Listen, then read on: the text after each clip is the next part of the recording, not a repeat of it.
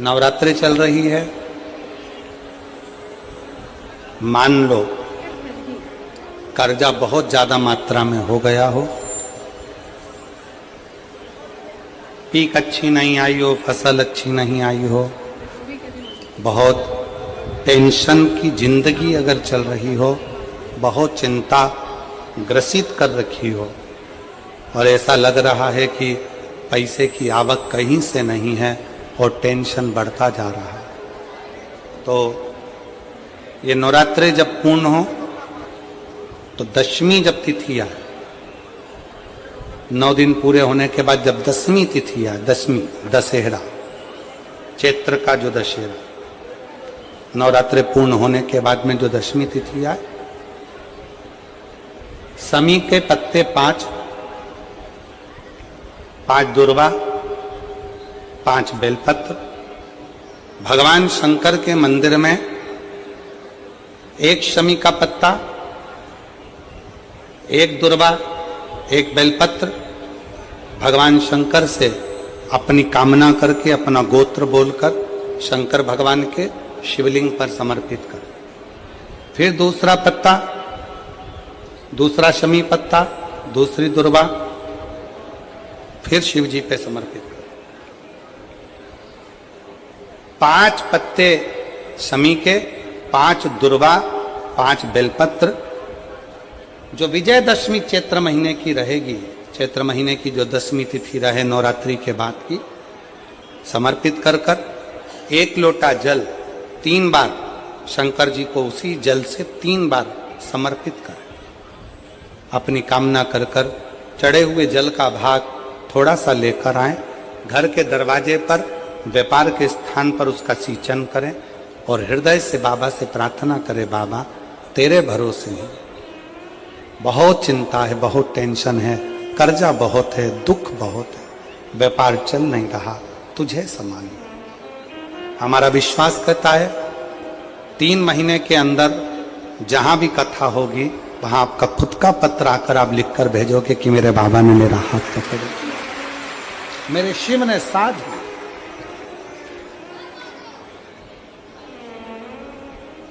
विजयदशमी पर शमी के पत्र की बड़ी महत्वता होती है।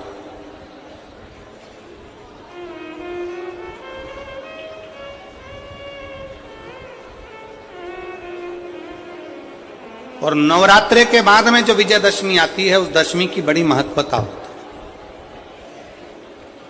धन की कामना के लिए, कार्य सिद्धता के लिए, भगवान शिव की अविरल भक्ति को प्राप्त करने के लिए शमी पत्र मूल होता है, मूल।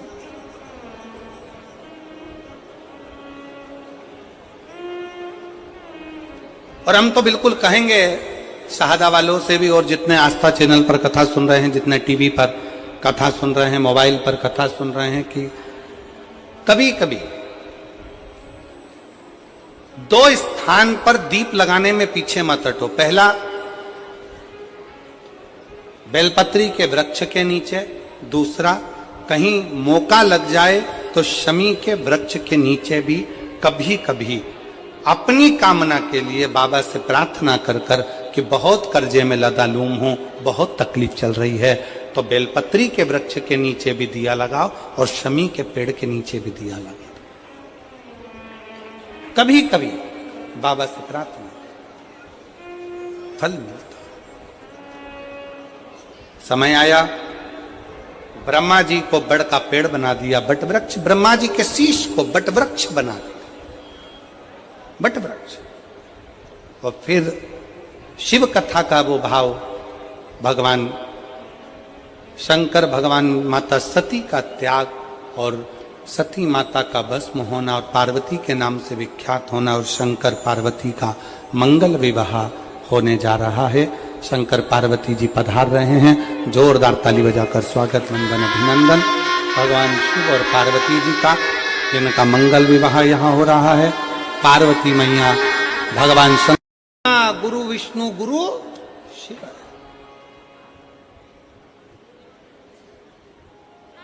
अब कहने वाले ने तो लिख दिया, इसको समझने वाला कैसे समझेगा?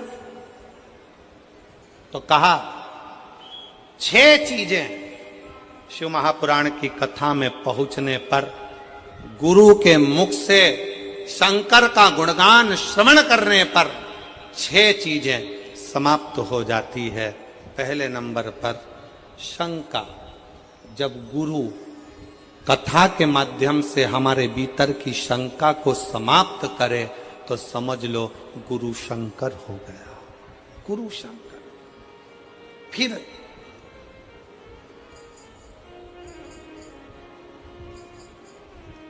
गुरु शिव महापुराण की कथा के माध्यम से आपके भीतर के मोह को भंग करे तो समझ लो कि गुरु मोहन हो गया।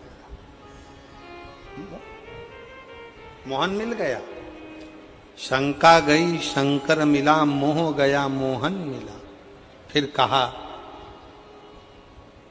गुरु अपनी वाणी से शिव महापुराण के माध्यम से हमारे भीतर के विश्व को, हमारे भीतर के उस कटुता को, हमारे भीतर के विश्व को, क्रोध को समाप्त कर दे तो समझ लो कि विष्णु मिल गया।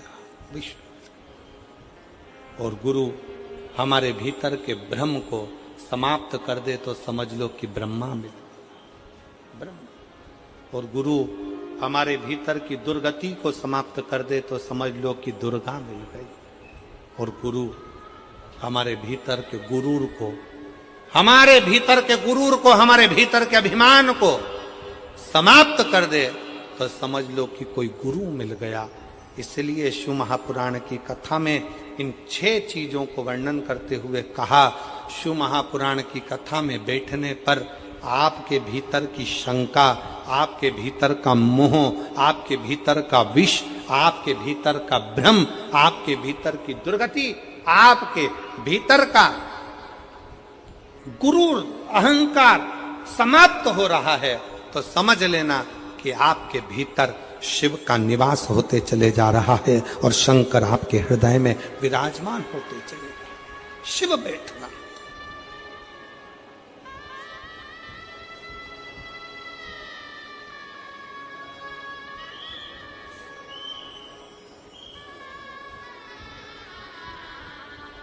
एक अभिमत्ता आपके भीतर से चली जाए, अभिमान चला जाए, अहंकार चला जाए।